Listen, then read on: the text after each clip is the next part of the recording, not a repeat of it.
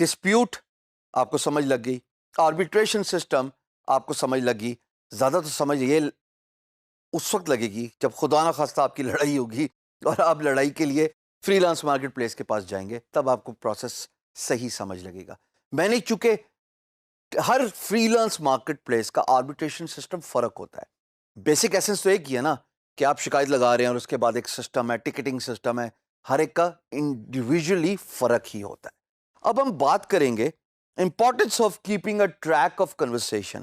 دیکھیں, میرا مقصد ہے آپ کو وارننگ دینا, آپ کو سکھانا کہ لڑائی کیوں ہوتی ہے اور کیسے لڑائی سے بچا جا سکتا ہے.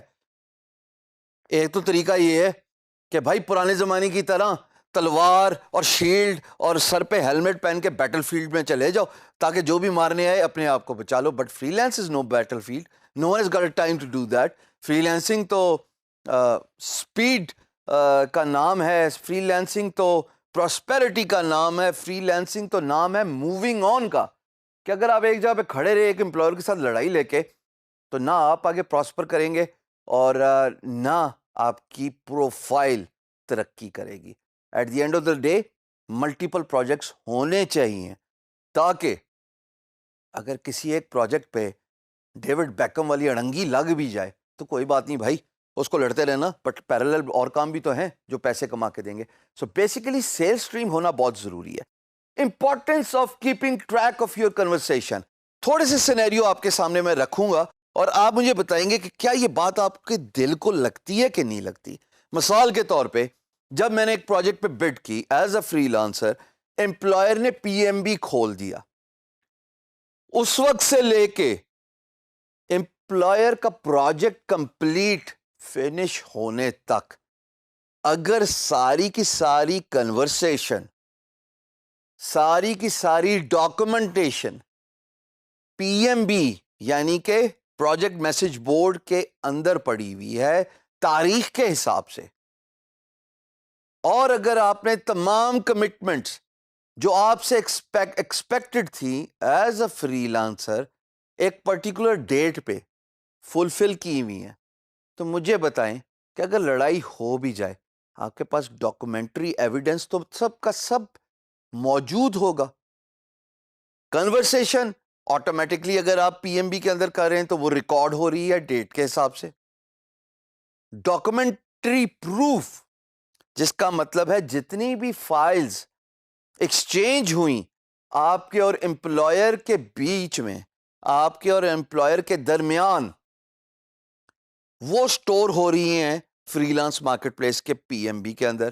وہ بھی ایسی نظر آتی ہیں ان اے فارم آف اٹیچمنٹ, چاہے وہ ورڈ ڈاکومنٹ ہو, چاہے وہ پاور پوائنٹ ہو, چاہے وہ کوئی امیج ہو, چاہے وہ کوئی ویڈیو فائل ہو, تمام ایویڈنس ایک جگہ پہ پڑا ہوا ہے.